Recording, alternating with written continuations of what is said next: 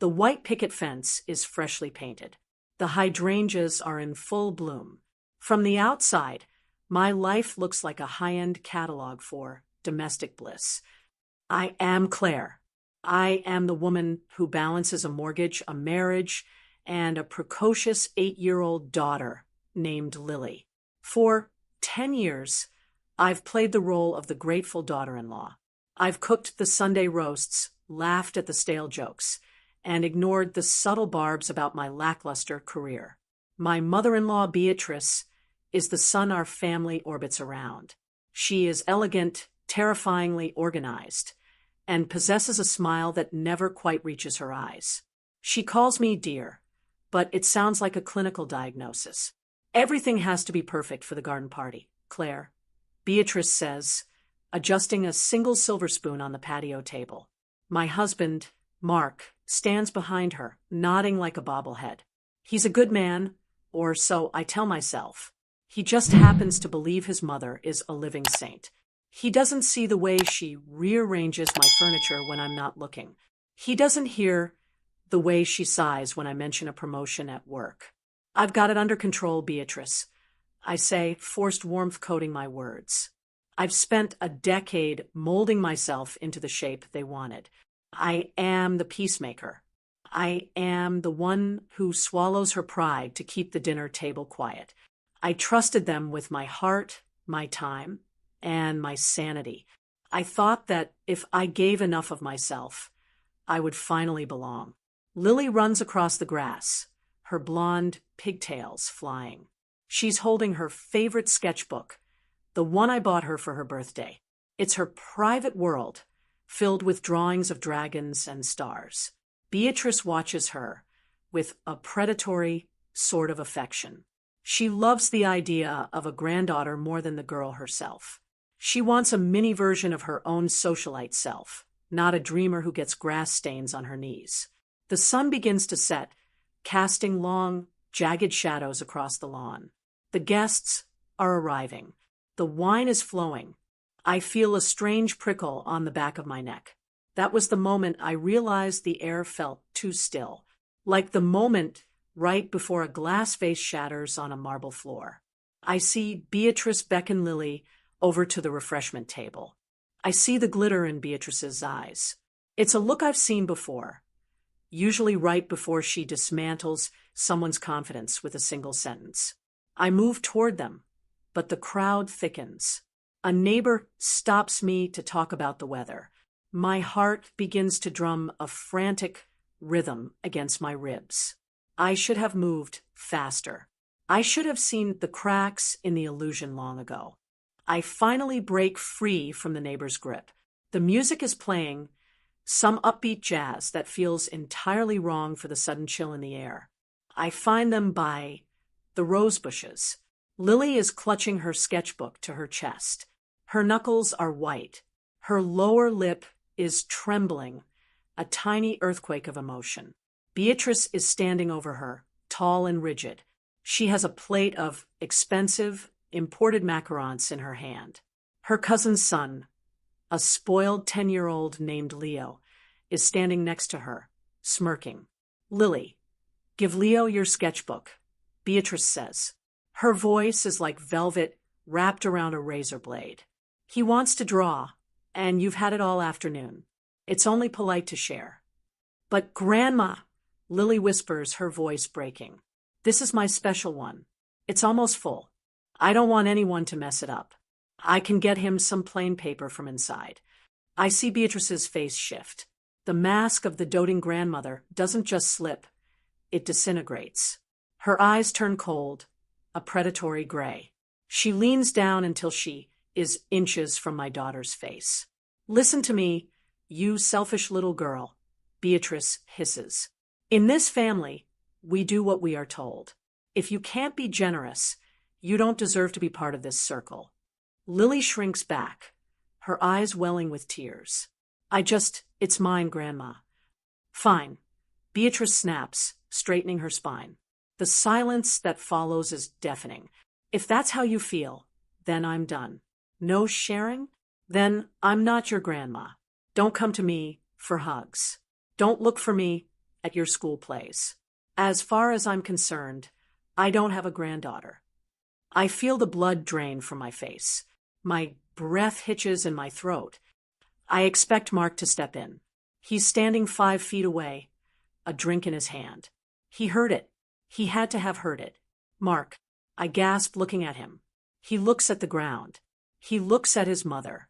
Then he looks at me with an expression of weary annoyance. Claire, don't make a scene. Mom's just trying to teach her a lesson about being spoiled. Lily needs to learn to share. I felt invisible.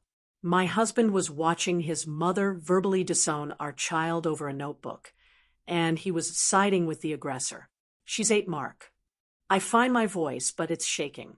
Beatrice turns to me, her expression smug. She's a brat, Claire, and she clearly gets it from you. If you can't raise her with manners, I won't have her in my house. Consider yourselves uninvited from Christmas. She turns her back on us and starts laughing with a guest as if she hadn't just shattered a child's world. Lily bursts into sobbing, fat tears rolling down her cheeks as she runs toward the house. I look at Mark. I wait for the apology. I wait for him to chase after our daughter. Instead, he sighs and takes a sip of his wine. You always overreact, he mutters. That was the moment everything changed. The perfect illusion didn't just break, it burned to ash. I realized I wasn't just fighting for Lily. I was fighting for my own life. The drive home is silent, save for Lily's quiet, hiccuping breaths in the back seat. She's curled into a ball, clutching that sketchbook like a life raft. I want to scream. I want to rip the steering wheel off the column. But I am the stable one. I am the one who keeps the peace. When we get home, Lily runs straight to her room and locks the door. I've never seen her lock her door before. It feels like a physical blow to my chest. Mark walks into the kitchen and starts looking through the mail. She'll be over by morning, he says casually. Mom will send a gift, Lily will say sorry, and we can go back to normal. Normal? I whisper. My voice is low, vibrating with a rage I've suppressed for a decade. She told an 8-year-old she wasn't her grandmother anymore because she wouldn't give up her private diary. That is psychological abuse, Mark. Mark drops the mail on the counter. Oh, for God's sake, Claire, stop with the drama. My mother has done everything for us. She helped with the down payment on this house. She's the pillar of this family. If she's a little harsh, it's because she cares. She doesn't care about Lily, I say, stepping into his space. She cares about control. And you're so terrified of her that you'd let her break your daughter's heart. I'm not discussing this, he says, his face turning a blotchy red. You're being hysterical.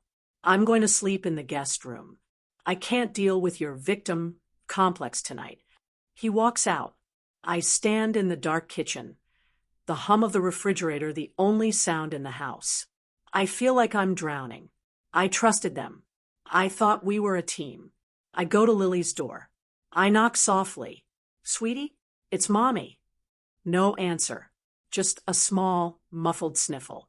I sit on the floor outside her door. I feel like a failure. I let that woman into our lives. I let her dictate our holidays, our weekends, our very identities. I thought I was being a good wife, but I was really just an accomplice to my own daughter's trauma. The realization hits me like a freight train. I am not a member of this family.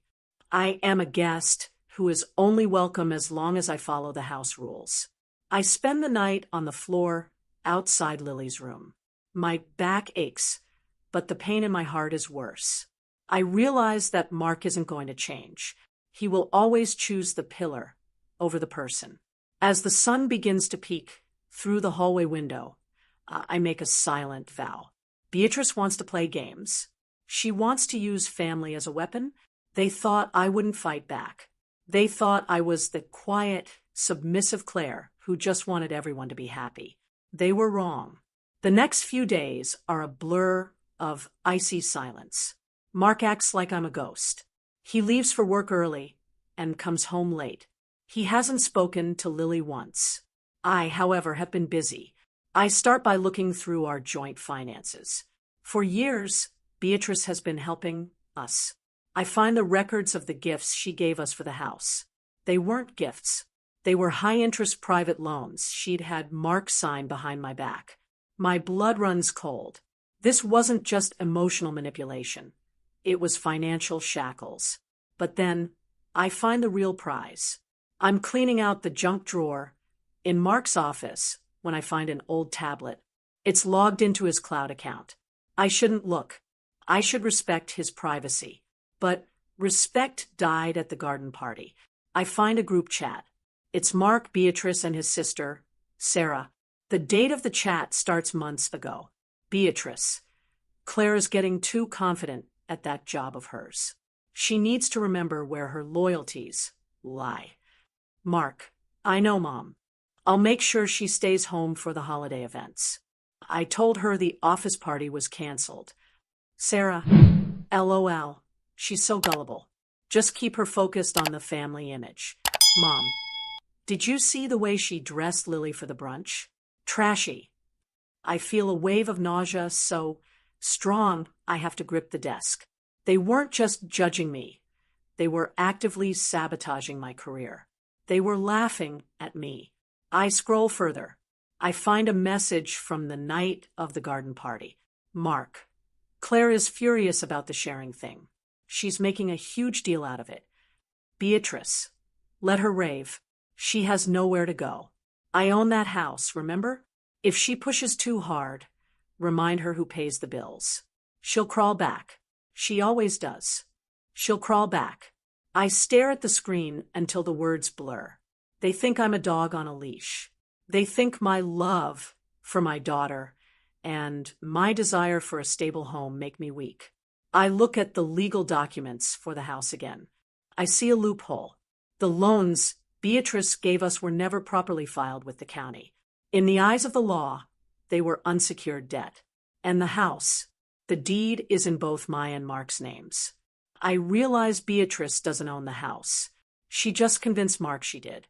I feel a cold, hard clarity settle over me. The victim is gone. The empowered survivor is waking up. I spend the afternoon making phone calls. I call a lawyer. I call my boss. I call an old friend who works in digital forensics.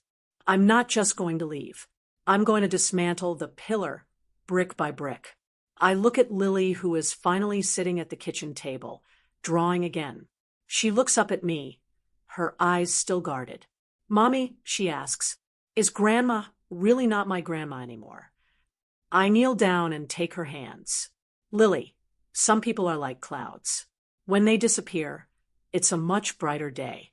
We're going to have a lot of sunny days soon. I promise. I see a spark of hope in her eyes. It's the only motivation I need. The transformation begins in silence. I don't argue with Mark when he comes home. I don't ask him why he's being cold. I smile. I make dinner. I act like the perfect wife he expects me to be. See, Mark says one night, patting my hand, I knew you'd come around. Mom is planning a big charity gala next week. She wants you to help with the decorations. It'll be a good way to apologize. And apologize for what exactly? I ask, my voice sweet as honey. For your outburst, he says, not even looking at me. She's willing to forgive you if you put in the work. I'd love to help, I say. And I mean it. I spend the week helping. I gain access to Beatrice's guest list. I gain access to her digital files for the gala's presentation. She's so arrogant, she gives me her passwords, thinking I'm too tech illiterate to do anything but change font sizes. Meanwhile, I'm moving my life into the shadows. I open a separate bank account. I secure a new apartment under my maiden name. I gather every piece of evidence of Mark's financial infidelity and Beatrice's harassment. I meet with my lawyer, a woman with a smile like a shark. This is a goldmine, Claire, she says, looking at the group chats. The emotional distress alone is significant, but the financial manipulation is where we'll really get them. They've been committing tax fraud with these loans. I feel a thrill of dark satisfaction. The night before the gala, Beatrice calls me. Claire, make sure the slideshow is ready. It needs to highlight the Generations of Grace theme. I want photos of Lily and me. It shows stability. Of course, Beatrice, I say. I've put together something very memorable. I spend the night editing. I don't use the photos of the garden parties or the fake smiles. I use the screenshots. I use the audio recordings I took of Beatrice screaming at the caterers. I use the chat logs where she calls her own friends social climbers and idiots. I feel a moment of hesitation. Is this too much? Then I remember Lily's face when her grandmother told her she didn't exist. I remember Mark's silence while our daughter sobbed. The hesitation vanishes. I pack a suitcase for Lily and me. I put it in the trunk of my car. Mark comes into the room, looking at his tuxedo. Ready for the big night? This is going to put us back in Mom's good graces. Maybe she'll even forgive the loan interest this month. I look at him, really look at him. He's a shell of a man, held together by his mother's approval. I'm ready, Mark, I say, more than you know. Tonight, the pillar isn't just going to crack. It's going to come crashing down on their heads. And I won't be there to catch the debris. The ballroom is spectacular. Crystal chandeliers, silk drapes, and the who's who of the local elite. Beatrice is in her element, wearing a gown that probably cost more than my first car. She's holding court, basking in the adoration of people who only like her because they're afraid of her. Mark is by her side, the loyal soldier. He looks around the room with a smug grin, clearly feeling like he's part of a royal dynasty. I am in the back, near the tech booth. I've told the AV guy that I'm handling the special tribute myself. He's happy to take a break. Ladies and gentlemen, Beatrice's voice rings out over the microphone. Thank you all for coming. Tonight is about family, about the legacies we leave behind and the values we instill in the next generation. She looks toward me and Lily, who is sitting at a side table, looking confused. Beatrice gives a stiff, royal wave. And now, Beatrice continues, my daughter-in-law Claire has prepared a special presentation on the Generations of Grace. Claire, if you would. I step up to the laptop. My heart is pounding, but my hands are steady. Thank you, Beatrice, I say into the microphone. My voice is calm. It carries to every corner of the room. I've spent a lot of time thinking about what family really means. I used to think it was about silence, about keeping secrets to protect an image. But I've learned that a real family is built on truth. I hit play. The giant screen behind Beatrice flickers to life. It doesn't start with a photo. It starts with a recording. Beatrice's voice. No sharing? Then I'm not your grandma. Don't come to me for hugs. As far as I'm concerned, I don't have a granddaughter. The room goes dead silent. You could hear a pin drop on the marble floor. Beatrice freezes. She doesn't even turn around. She just stares at the crowd, her face turning a ghastly shade of gray. Then, the screenshots start scrolling. Beatrice, Claire is gullible, trashy. I own that house. Mark, I'll make sure she stays home. I told her the office party was canceled. Gasps erupt from the audience. These are the people Beatrice has spent years impressing. These are her friends who are now reading her venomous words about them on a 30-foot screen. What is this? Mark shouts, lunging toward the booth. Claire, stop this right now. Security, whom I tipped off earlier about a disgruntled guest potentially disrupting the show, steps in his way. I keep the presentation running. The slides now show the financial documents, the loans with the predatory interest rates, the tax discrepancies. This is the grace Beatrice speaks of. I say, my voice amplified and steady. It's a grace that demands total submission. It's a grace that discards children when they don't obey. And it's a grace that I am officially resigning from. Beatrice finally turns around. Her face is a mask of pure, unadulterated rage. You've ruined everything. You ungrateful, pathetic little girl. You'll have nothing. I'll take the house. I'll take the girl. Actually, Beatrice, I say, walking out from behind the booth. The house is in my name, too. And the loans you used to threaten us? My lawyer is filing a report with the IRS tomorrow morning. As for Lily, she's already in the car with my sister. We're leaving. I look at Mark. He's standing there, looking small. For the first time, I don't feel sorry for him. I feel nothing. You chose her, Mark. I say, you can have her. All of her. The room is a chaos of whispers and camera phones. The pillar hasn't just fallen. It's been televised. I walk out of the ballroom. I don't look back at the screaming woman or the silent man. I walk out into the cool night air. For the first time in 10 years, I can breathe. 6 months later. The divorce was messy but swift. When the IRS started knocking on Beatrice's door, she suddenly lost her appetite for a long legal battle. She had bigger problems, like the freezing of her assets and the sudden scheduling conflicts of every friend she ever had. Mark tried to call. He tried the "I was a victim too" routine. I blocked him. He's still living in Beatrice's guest house. I hear 2 peas in a very bitter pod. Lily and I live in a small apartment near the coast. It's not a mansion.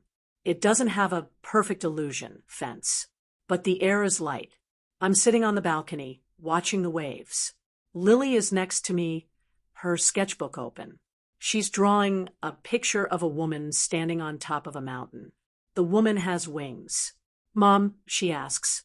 Yes, baby. Are we going to Grandma's for Christmas? I smile, and this time it reaches my eyes.